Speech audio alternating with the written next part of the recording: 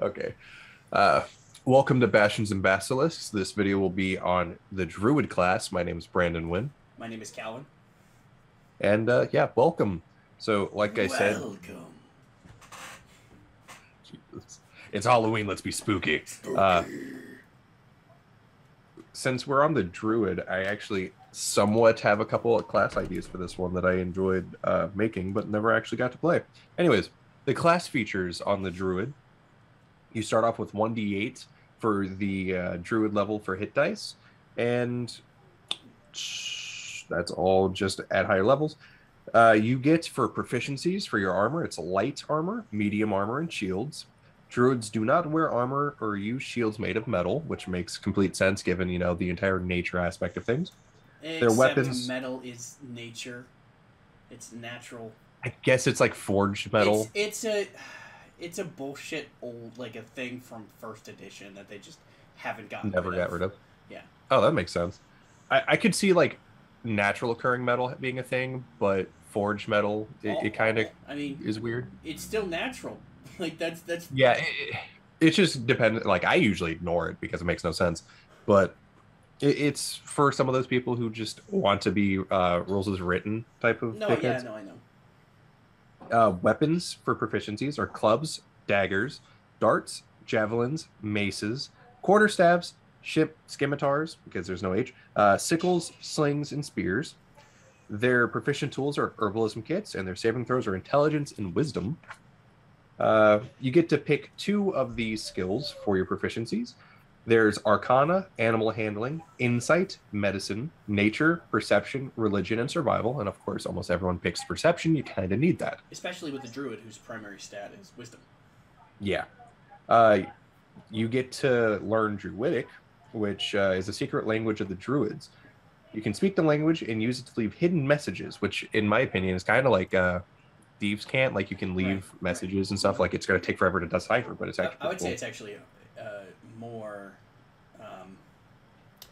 it is like thieves can't, but I think it's a far more useful and less utilized language. Because, like, a lot of people... I feel like rogues are way more common than druids. Than druids would be. So I think that's definitely a thing that, you know, you could just have something in even, like, a town. Like, that would actually be a really cool thing, is that your party walks into the town, like, have it preemptively. Or, because you know you have a druid, like, have something written in Druidic, maybe on a tree or something, and people just think it's part of the natural roots or whatever, but, like, it could be a big thing that, like, it could be put into a module that there's in Druidic. Like, something is revealed to, like, some big, not big secret, but some kind of piece of information is revealed just by having a druid in the group. And you could do kind of the same thing with Thieves Can't, you know, have it so there's something, and it's just, it rewards people for playing, and then you're looking around and you're like, oh, you see this thing, and so that falls into the whole, I like it so that everybody gets to use, because it's very rarely do you actually get to use Druidic. Yeah, unless you're talking to another druid, honestly. That gives me ideas. Like, if I get a druid in my campaign, I'm definitely going to include this. I don't think I have one yet, but I'm very interested to see if anyone does go that route. Especially just things like it's a good thing to warn about, like, where the safe paths are. Like, you know, you're like, oh, you can, like, instead of having to roll, like, survival or whatever, like, all right, because, you know, you see that there are druidic symbols that are directing you, you know, towards, in this direction, maybe, like, every couple of trees, there's something. I can imagine, like, there's a labyrinth or something like that, and, like, say underground or above ground, like, there's a maze, and you're being chased by some sort of creature that your party cannot fight yet, and, you know, kind of like, you know, the Minotaur and all that jazz, you know, druids have scribed the proper way to get out of the labyrinth or something like that. I think that'd be pretty interesting. Or at least, maybe not the entire way, because I think that would be a good chance for a skill check challenge. Yeah, that'd be pretty cool. But that could also be kind of a freebie, like 1 or 2 freebies that, you know, maybe they marked off where, you know, that there was a trap or something. Like, that'd be, you know, have kind of the same thing, design a maze, but have it, there's some stuff in Thieves Can't written down, there's stuff in Druidic written down, like, different languages, because how many things have gone through this this maze or whatever and been killed, and so maybe some people were able to write down the fact that, oh, there's a trap in this direction. So that rewards characters for knowing different languages.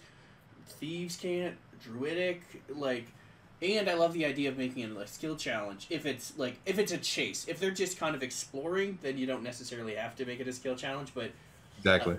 but it's kind of my brother did something similar. We were being chased by gnolls in the mountains or in the hills, and we couldn't fight the leader of them.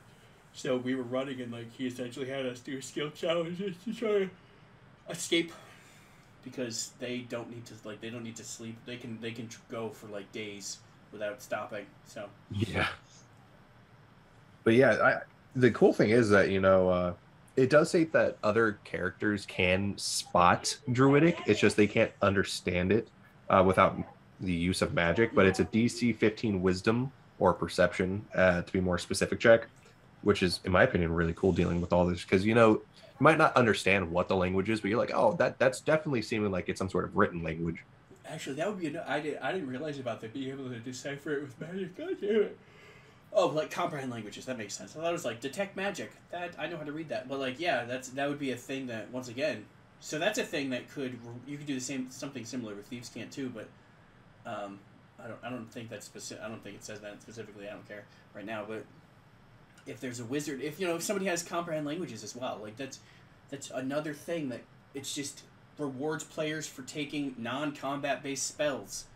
Yeah, that's always something that I've been interested in, is if my character, I didn't focus on languages, mainly if I had the access to comprehend languages, that was always a spell that I had saved, because you never know when your party just doesn't have that covered.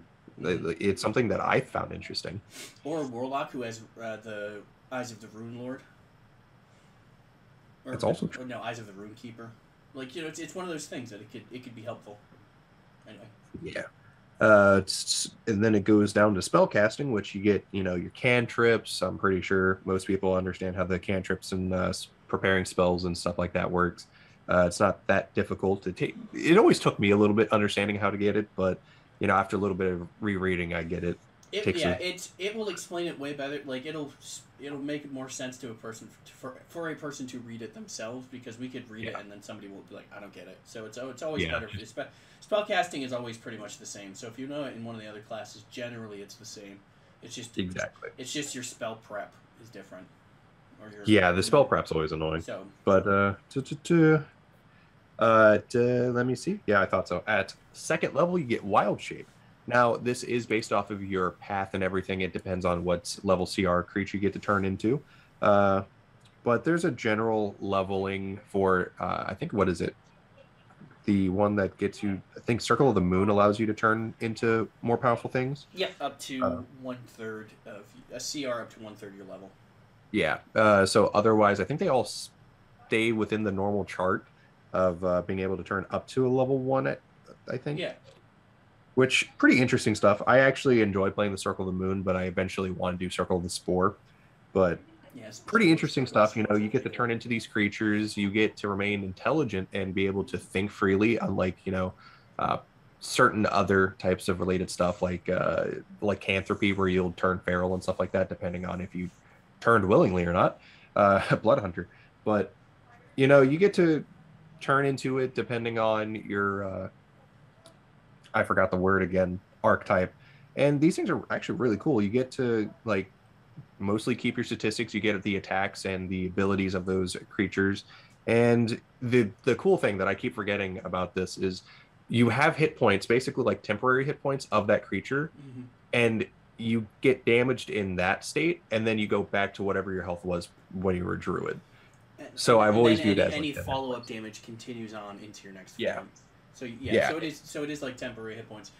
I love the thing that in the first part of it, that all of that is cool with using the stats of the creature, but that's one of those things that if you're playing smarter, have a high intelligence, wisdom, and charisma character, and then turn yourself into something with really good strength, dex, and con, because you get better. So that means that you're like, I turn into a bear, and you have a 16 strength and a 12 dex and a 14 con. And you get if I'm correct, you get 3 attacks as a brown bear. But then you also have if somebody's like, oh, we'll just do something to mind control the bear, and you're like, haha, joke's on you. I have a 16 charisma and a 20 wisdom and a 16 intelligence. Like, it never hurts to have to kind of cover all your bases.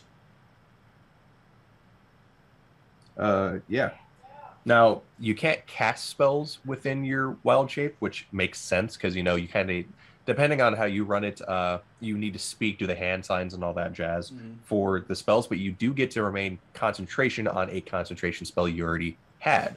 Now, it does state if you already have like Call Lightning or a spell that allows an attack within it, you can't continue it, but you do get to remain the concentration aspect of it. So you are able to do an attack with Call Lightning or other spells similar. Still pretty impressive given the fact that you are, again, turning into another animal, which in my opinion, I feel like you should somewhat have some sort of concentration into that aspect. Right, like, I don't think you'd probably, I don't know if any of them get haste, but that would be one of those things that you get haste, you turn into a cheetah, or you turn into a falcon, or even something slow, like you turn into like a bear or a hog, or just it's one of those things that, once again, if you're playing smart, because you can't turn into a T-Rex, but you turn into something with like a really good constitution, because you use those stats instead of your own for your concentration. Yeah. So you're like, oh my god. Yeah. So you're like, I'm a brown bear that's hasted, so your armor class is higher, you run faster, like you're like, okay, I get a +5 or 6 to my con saves to you're hurting people. Yeah. You're hurting people and you're an intelligent bear. Yeah. At second level, you also get your Druidic Circle, which is like your archetype. You skipped some stuff, buddy. Oh yeah, I completely forgot about the some of this stuff. You get to retain your benefits from any features of your class, race, and other sources. So if you have Tavern Brawler, I don't know why that would matter if you turn into something, but Tavern Brawler, Linguist, all those feats. You also get like spells and stuff like that. Like, you can't use them, but race feats and stuff like that. They're all very good and still usable when you transform. You're ignoring all of the important things. Like, if you're a Barbarian Druid, you get your Barbarian Speed while in your form. Any of your racial abilities that you can justify. Well, you were pussyfooting around it. Any of your racial abilities, like the Tabaxi's like feline agility. Nimbleness and stuff. Like, just stuff like that. Like, it's one of those things that yeah, you can turn into an animal. It's cool, but there's a lot. There's like a lot more you can do. There's a lot that there's a lot you can, that, like, if you pay attention, that could be utilized. As long as you can justify it. You're like, yeah, you're like, I'm a bear. You don't get feline agility. I'm like, they can run pretty fast. I just have the so. It's like the entire Skyrim thing. You're playing a Khajiit and you turn into a dog. It's like that entire weird thing. But this time you turn into a whole ass bear and you're just like prancing around like a literal tabaxi. You're like Naruto hopping from tree to tree, and it's like, how the fuck is that bear doing that? And you're just like, bear equals terrifying. I'm bearifying. Fucking. I'm writing that down. Bahama butt. We're all dragons here. Jesus. So this one is really cool. I do enjoy the fact that this is left up to the DM whether or not your armor absorbs into you or transforms with you, or if it just falls onto the ground. The equipment doesn't change size or shape when it matches new form. No, it's you get to choose whether or not it merges with you or is dropped. The DM decides if it's it's rather practical. Okay, I misread that. So whether or not you can still wear, like, whether or not your fucking squid can wear chainmail. Yeah, that'd be a really weird thing. But that you're like, okay, that's kind of weird. But yeah, the bear in leather armor, sure, that makes some sense. It's magic. Yeah, like that does make sense. It'd be really weird if that leather armor is made out of another bear, but weird shit like that. But yeah, I completely misread the DM decides whether it's practical for it. I thought it meant like that in general, like if it wears it and if they're allowed to in general. I thought that's what that meant. I didn't realize it was on the player for that. Usually, like, players typically just have it transform with them because it'd be real annoying. It makes no sense. Yeah, it makes no sense. Unless you're escaping and you know that at some point you're gonna, like, you're like, I'm not really attached to any of well, technically you are, but I'm not attached to any of this armor or whatever. But you change into a different form, and at some point it's gonna fail, so you'd rather be naked. Yeah, it's like, or you could like, hold on. It says your equipment, but I would argue that if you shape change while you have like fucking handcuffs on or something. I mean, if you justify, you're like, oh, I turned into a squirrel. Like, yeah, obviously the type of thing, but yeah, if you're tied up or something, and maybe getting smaller or bigger isn't really an option, but it's one of those ways that you can be smart about it. And use find a way to go around such an issue, because I'm not gonna lie, unless you look like the druid in this book, it's probably going to be on the more difficult side to figure out that you're a druid. But unless you decide to play typecasted, then it's up to you. I enjoy playing druids that look like everyday citizens, but they live in the woods instead of in the city. Sorry, I love you too, citizen. Like, that's what everybody says, citizen. That's what I think of. I don't know why it's like commoner, but yet citizen's a very big thing. But yeah, I don't think there's really anything. You do get a certain amount of B-shaped changes, and I think it goes up with your level. I believe so. I know that at later points you get unlimited. Let me find it. You can only use this feature twice, and it gets finished on a short or long rest for it being able to regenerate. See, that's another one of those things that if you're playing in a game that allows you to utilize short rests a lot, Wild Shape is a really good ability. Yeah. Maybe you don't have a rogue in the group, but there's traps coming up, like fire traps or something. You're like, all right, I'll just shape change, Wild Shape into something, run through, soak all of the damage from the traps, and then type of thing. Like, once again, and then you're like, all right, take a short rest. Yeah, and then you get to do it again. Yeah. So it's definitely in a game that doesn't allow magic, but it allows it's one of those use your features, in a mega game, mega dungeon. God, I still really want to play in a mega dungeon. But utilize all of your resources. Yeah, do what you can. Definitely when you have these abilities, because when you can use multiple short rests within an evening or however you want to run the day, and this recharges on a short rest, unless your DM decides to change it and you have agreed to it, then yeah, like definitely use these temporary hit points, as I'm going to call them, to soak up damage, like for these traps and all these jazz. Like, you can become the scout of the group type of thing if possible, and it's really interesting to be able to do stuff like that. Mainly when you're trying to remain sneaky and you're spider along the wall and it takes you like an hour and a half to do something. Yeah, but at least you will notice that it says like the first one you get at second level is no flying or swimming speed, but it doesn't say anything about climbing speed or digging speed.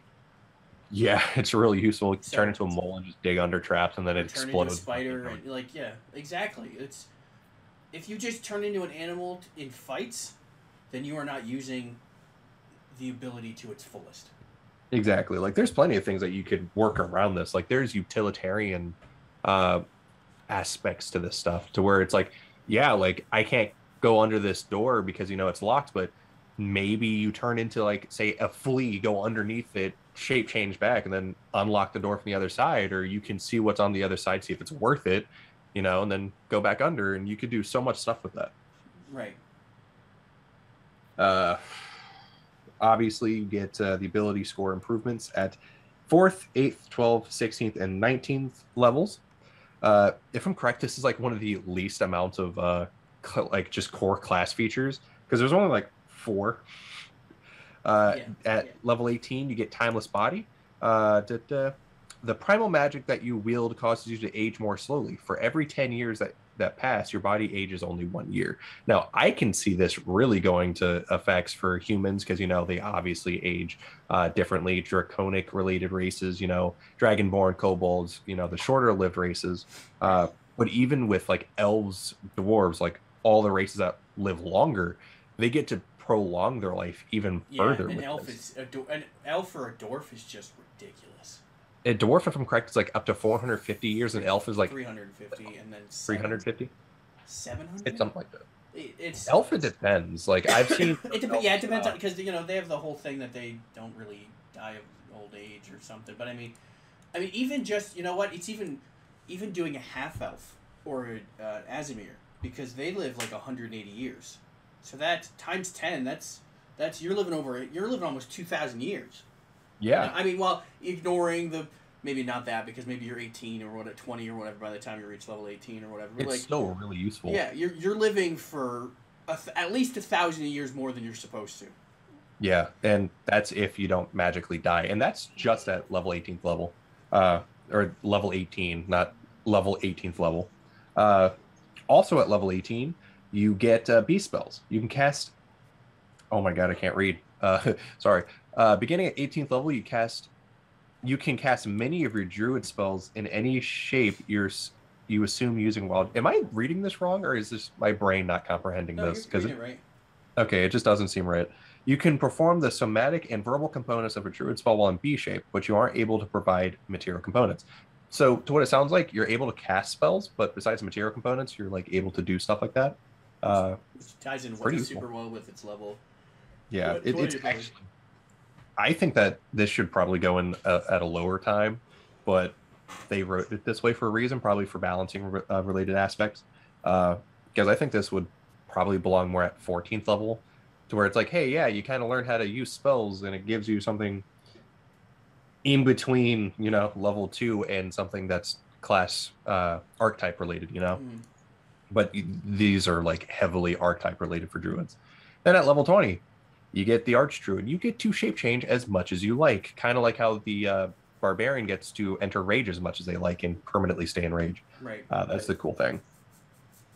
But And that's only especially if you go, especially if you go, like we were discussing, Circle of the Moon, where you get to be higher CR creature. yeah, or you could be air elemental, earth elemental, fire elemental, water elemental. Like, it's one of those things where it's good, because I mean, it's funny because essentially at that point, at the things you can turn into with Circle of the Moon at level 20, your CR6s, like, those are, like I said, not quite T-Rexes, because those are 7s, and I'm pretty sure that was on purpose. But Yeah. like, there's no way in hell that wasn't on purpose. But I think like Ankylosaurus is like a 6. Like, you could turn into every other dinosaur.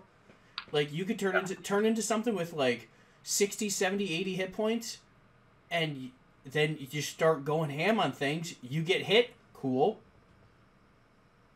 You get knocked out of it, fine. My turn, bonus action. I turn into it again. Yeah, like, you have unlimited temporary hit points. Yeah, like unless your damage is transferring over, you're literally able to just keep turning into these at level 20, and that's a cool thing. Like, you're just like, haha, you dealt like 20 damage, but guess what? This thing's got the same amount, and you're just literally spamming like an Ankylosaurus, like you're saying, or some other thing. It's just like whatever is fighting you is just gonna get fed up with that. It's just like, look, dude, I've knocked you out of that like 8 times now. You're not really hurt. Your friends are just laughing at me now. Can you like stop?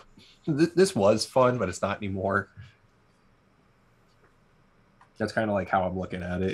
It's really cool, and like we've already said, we're going to go into the archetypes for these things later once we're done with all of these.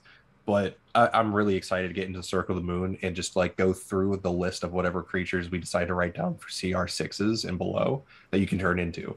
Like, these things are like real freaking awesome.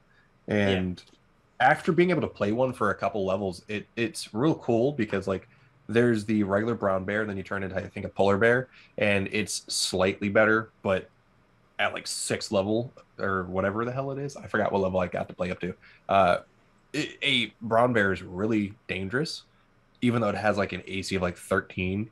You still have a lot of hit points for being lower level, and the attacks that you get. I think you get like 2 claw attacks and then 1 bite attack, and they're pretty damaging, something like that. I think that's what the attacks are. The better thing too is that with every new book that has monsters in it, there's a good chance that you're getting theoretically a couple of new creatures that are getting added. So, yeah, like it's really exciting to be able to see it and see how things go with it. I mean, I like one of the things in I think one of the hold on. Oh, you're just totally missing the next page. There's another page? There's Archdruid on the page right after it is. Oh shit! I didn't even. Yeah. I didn't even see that. Additionally, you can ignore the verbal and somatic components of your druid spells, as well as any material components that lack a cost and aren't consumed by a spell.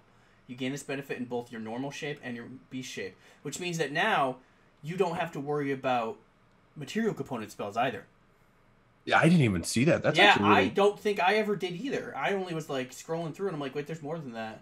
Instead, yeah, like I kind of just turned the page and I was just like, okay, there's text here, but I like my brain didn't acknowledge it as actual. Because it's almost like it's tying into the next thing. Yeah, no, that's it's even weirder that they give you beast spells at 18 and then Archdruid gives you it at 20.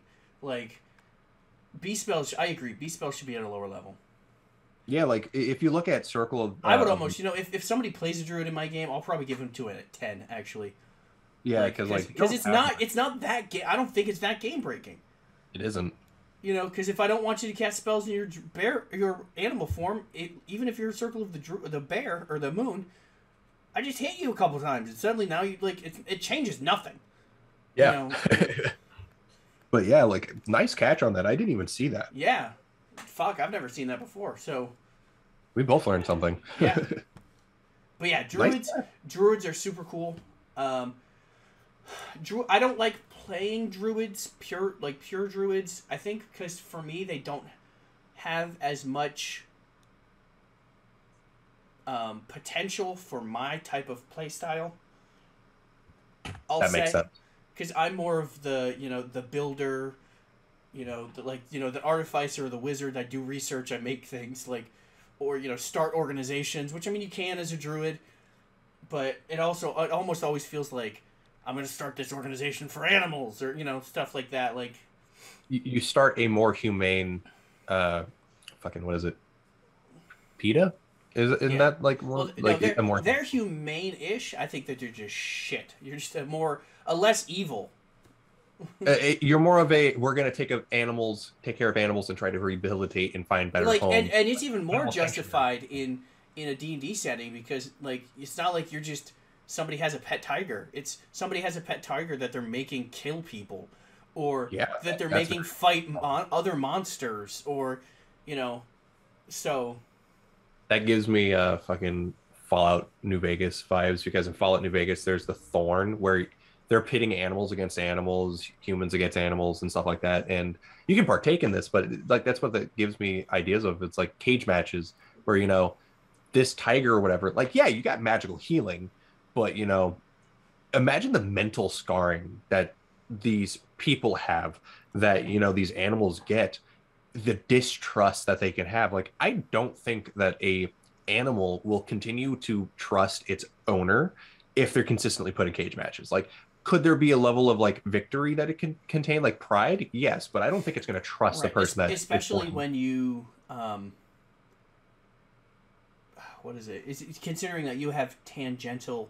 or quantifiable intelligence stats, you're like that creature's kind of smart. I'm so interested on because I have my monster manual. I don't know what animals are in here, but I'm gonna look up, say, a lion or something like that real quick to see what they have. Ignore me. I am just lion. I can literally just go druids. Like I said, I don't think druids are my I'm not opposed to playing one or even multi-classing into one. My barbarian originally was a druid barbarian. And apparently there's a game breaking or not game breaking, but a strategy that people go Path of the Bear, and then Circle of the Moon Druid, and then they turn into probably an actual bear. And essentially, because then you're raging, because while you're raging, you can then also be in an animal form, which makes means your 10 hit points are even more impressive, but you also have all of those resistances while enraged. So you could be in... So you have, almost double... You almost have quadruple the hit points. Because you're I have 50 hit points normally, and then I have 25 hit points in my bear form, but I'm resisting everything except for psychic damage. So I'm taking half damage while only taking damage to my temporary hit points anyway. So, it's a whole thing. Oh, I don't see them in... they might be in the back, actually, now that I think about it. Yeah, they're under creatures. There's Yeah, actually there's- specifically just like a beasts thing. But yeah, no, yeah, I I had to think about that. think they're fun. I would never, begrudge somebody from playing one. Actually, one of my best friends, like he loves druids. He was playing a druid. He's the one who played the MVP, Tortle in a fight where he went fucking circle he was Circle of Spores too, which is even cooler. It is a really cool subclass. But the spike growth, and then he's like, nah, fuck this shit, and he went into a shell. Like, I'm like, bro, that is that is clutch move right there. Like, so yeah, they are a good class. They're just not a class that I prefer. No, yeah, I completely agree. Like, there's classes I would definitely pick over the druid, but it's got its uses. And I'm not gonna lie, like, even going into the aspect, like, I played Jasalt, so this would work real well with a lot of stuff. You got your race feats and your other class feats, which again, I didn't even realize that class feats got transferred over. Like, get into a rage and become a draft horse or something like that, something with a really high movement speed, and just start dashing. You will right. get Well, if you look up elk. Yeah, I was just looking at the elk and giant elk. Elk, I think, is normally 40. The giant elk has a movement of 60 feet. Yeah. Well, let me look at elk. So if I'm path of the elk or totem elk. Yeah, then the regular elk is 50. While raging, I get an additional. I have a total of plus 25 to my movement. So while in the giant elk form, I have an 85 movement speed. The brown bear has it has 2 attacks, one with its bite and one with its claws. So I was wrong. And is it strength based? It is. So while you're raging, like there's a lot of 19 strength. Holy shit! There are a lot of really good. Like, I know a lot of people like Barbarian Druid because, like I said, they're like, look, I have these 10 hit points. My brother didn't begrudge me because I didn't go bear. I went elk, and I went Circle of the Moon, but it was more specifically following the whole I was raised by an elk totem or elk tribe, or so. Which makes sense. But yeah, druids can be fun. Like, if somebody was like, all right, everybody's playing, like, draw a character from this pile. That's what you're playing for this one shot or whatever, and or I'd be like, all right, I'm like, oh, okay, I'm druid, cool. Like, it also, I think it depends on who you're playing with. If it's a GM that doesn't, like, if it's not entirely combat based, or you have a group that kind of encourages kind of out of the box thinking, because I fall into the box way too much, where I'm like, oh no, it's very linear and you have to do this and this way, and so, which I admit, and I'm trying to unlearn all of that, but like we said, like, oh, you turn into a gopher and I just dig underneath it, like, or turn into a honey badger and give 0 fucks. So those things are when we go over the subclasses, I will tell you about the one that my brother designed and how I can't wait. And how bananas, and it's the only one I want to play except for Circle of the Moon. I got the intelligence stats for the tiger because that's what I've been looking for the past while, and I forgot the T goes like towards the end of the alphabet. I don't know why. Dude, I'm just not on my mental acuity today. But the intelligence. You use the word mental acuity. I don't, dude. I'm not here today. Okay, I don't know why. It's my day. Yes, but you're like, oh god, I'm so tired and I'm dumb today. Oh, my mental acuity is deficient. And be like, I don't even use mental acuity, and I go to school for engineering. Like, I'm smart. So that's why my vocabulary went from like down here to right. Up here. It's just apparently you're tired. Your vocabulary expands. Yeah, it's at an really exponential rate.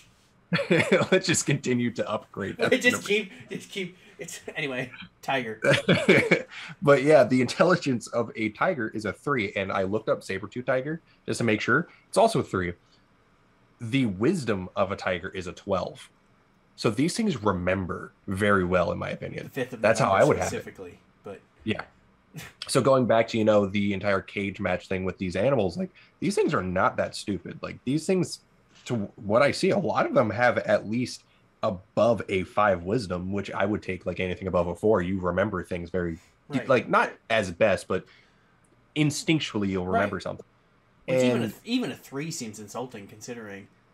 Yeah. For an intelligence-based thing, yeah. But the wisdom is like really good. Like, I'm looking through a lot of these things are mostly all above 5. Like, I haven't seen one that's below a 5.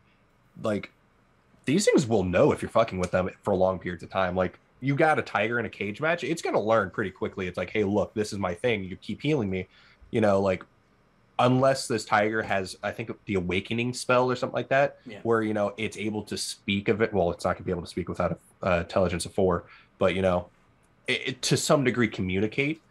It's no, I think it gets a. I now have to look up the awakening spell for a later use. Yeah, not but, right now. Yeah, it's not worth it right now. But good spell though. These are going to remember. I think you get like 2d6 intelligence added. Yeah.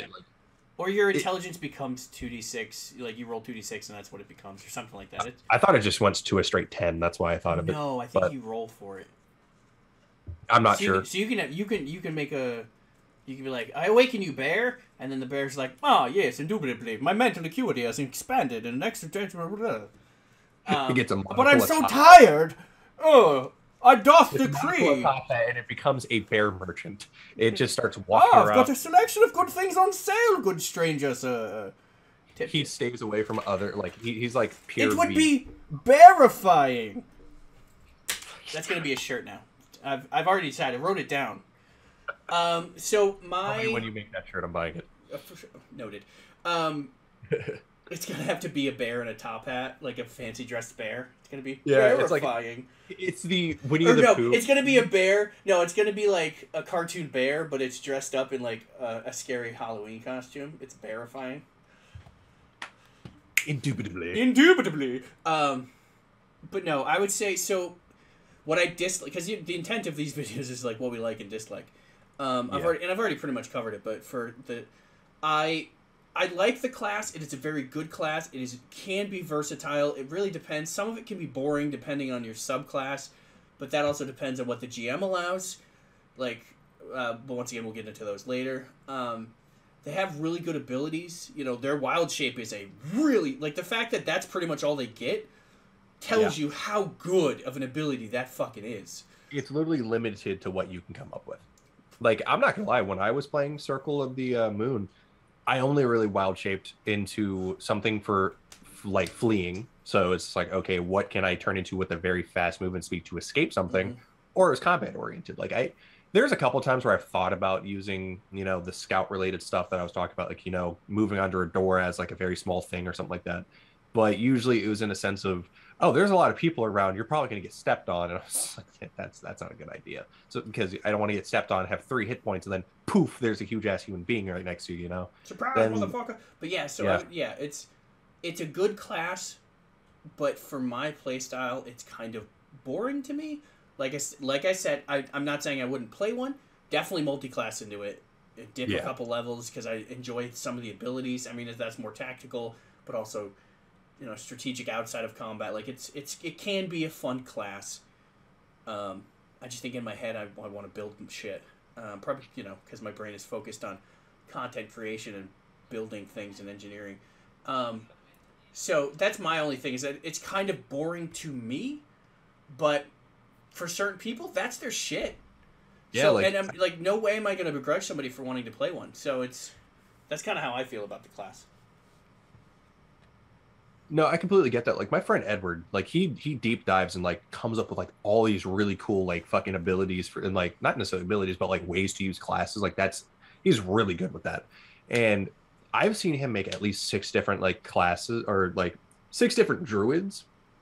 Excuse me. And they all were completely different on how they worked. And it's just how do you come up with this? Because I'm narrow-minded when it comes to certain things. I typically play a character typecast and then start fleshing out further out of that with each character, while he's just nah, my character plays like this, and he'll build the character around, and he'll play as a character, unlike some people like myself who will try to play themselves in a character, right. Well, I don't know how new into gaming he is, but I know that is a common thing that happens with newer gamers. He started playing D&D shortly after I did. Okay. Some people, it's some people get into it, some immediately, but yeah, it's a good class. Sorry, one of my friends who was going to be playing in my campaign, I finally got to message her after several days because she went MIA. I was worried because the last time I got to communicate with them, they were in a bad space. So I found out they messaged me and I got really excited. But yeah, these druids are pretty good. I enjoy druids in general. Definitely not my favorite class by any means, but if they're like, hey, we need a druid, and no one else wants to change. I don't mind changing my class to a druid. Like mainly after like coming up with some of the stuff and seeing what I can do, I would definitely talk to my DM, say like, hey, look, let's turn the animal casting stuff to a lower level, please, because like Yeah. even Yeah. with the class options, you have it from like I think 6, 8. You get 1 at 10, and then it stops at 14. You don't have anything from 14 to 18, so you might as well drop something and even put something a little bit later. Might as well, but it's not bad. I Yeah. enjoy some of those. Yeah. 14 is the last time you get a Druid Circle feature. So It's 6, 10, and 14. My bad. anyway. But yeah, it's based off of your leveling. So I guess like the CR level that you get to go up to is like something they're also taking into account, which would make sense. But yeah, that's the Druid, guys. Thank you very much. Sorry. That is the Druid. I hope you guys enjoyed the video. Do you have anything else to add? No, that was it. I did the part that we're supposed to be doing was describing like what we like and dislike. Yeah, like we did that pretty well. Like mainly right off the bat, dealing with the metal related stuff. Like we kind of find it stupid, but again, rules is written. Yeah, I disagree with that, and I would definitely bring down the level of when you get beast spells. That's definitely a thing that I would homebrew into my game because I think it doesn't make sense to get it at 18. Like you get it at 18 and then you get a better version at 20. Like that's kind of ridiculous.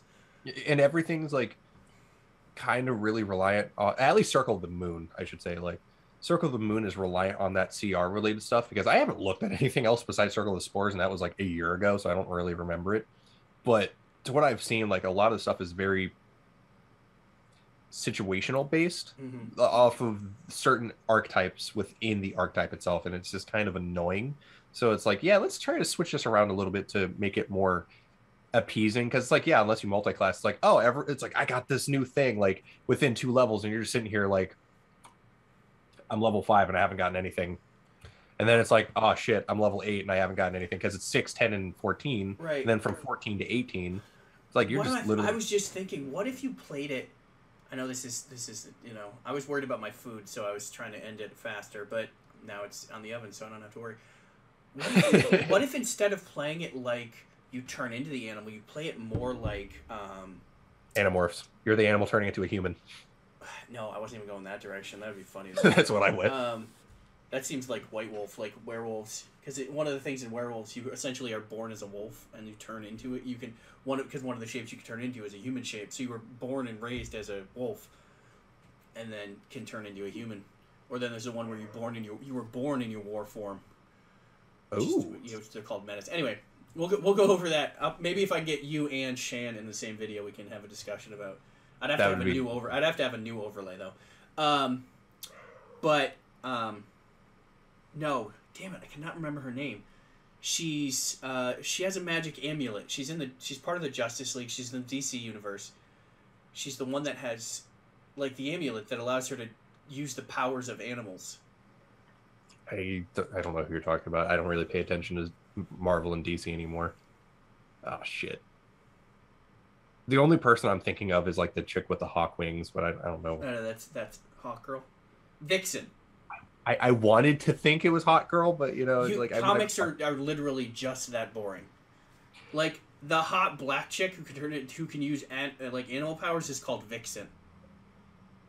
That sounds a little bit on the racier side of things. It could be. I'm not saying it's not. I think it's more like she's a vixen because she's sexy and type of thing. That's where I took it, but well, the way I took it as a person of color, it's like you're saying a black person gets to turn into animals. This is kind of getting a little. Well, bit she doesn't weird. Turn into them. I'm not saying it's not possibly inherently racist. I'm not saying that. Oh, I don't. It is a magic amulet that belongs to her family. Anyway, but I like the idea. It kind of follows how similar Circle of Spores is, where you don't turn into. You can do it so you don't turn into an animal form. You're the shroom. You get powers from the mushroom. The spores. I just imagine like the Mario mushroom pops up from behind you, and he's like, "I am mushroom. I am mushroom." Sorry, now I'm thinking of Toad, but like Toad's big brother, but it's like Toad, but built. But yeah, like the fourth Carmine brother from Gears of War. I know who you're talking about. Like fucking, he's like, now I understand how you survived the entire war. Yes. Jesus, like Built shit. there are, he's not built like a shit brick house. There are brick shit houses that are built like him. Freight trains wish they hit as hard as Carmine. Yeah. Anyway, but yeah, I think that would be cool. Is that instead of turning into the animal form, you're just channeling the animal form. That'd be pretty interesting. So because it's still magical based, so you're still like so you have this like overlay of a bear or this this glowing form. Still works the same. It gives me Brother Bear kind of vibes because like the spirit thing, like how it showed like the bear behind them before like the actual turn and stuff like that. I thought that was really cool. Am I doing that with my hands? I didn't realize. No, my brain went Power Rangers. Oh yeah, I didn't. Like, there's a couple things that we can compare this to that are actually pretty good.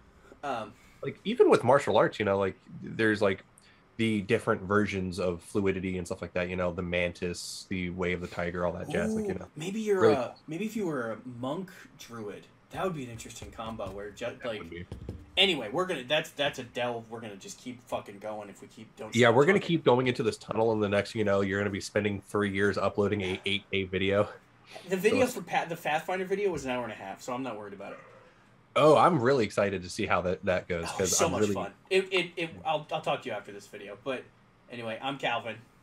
I'm Brandon. See you later. Thanks for watching. Please like, subscribe, and comment. And now you get to listen to the outro song. And that's the outro song. Yeah.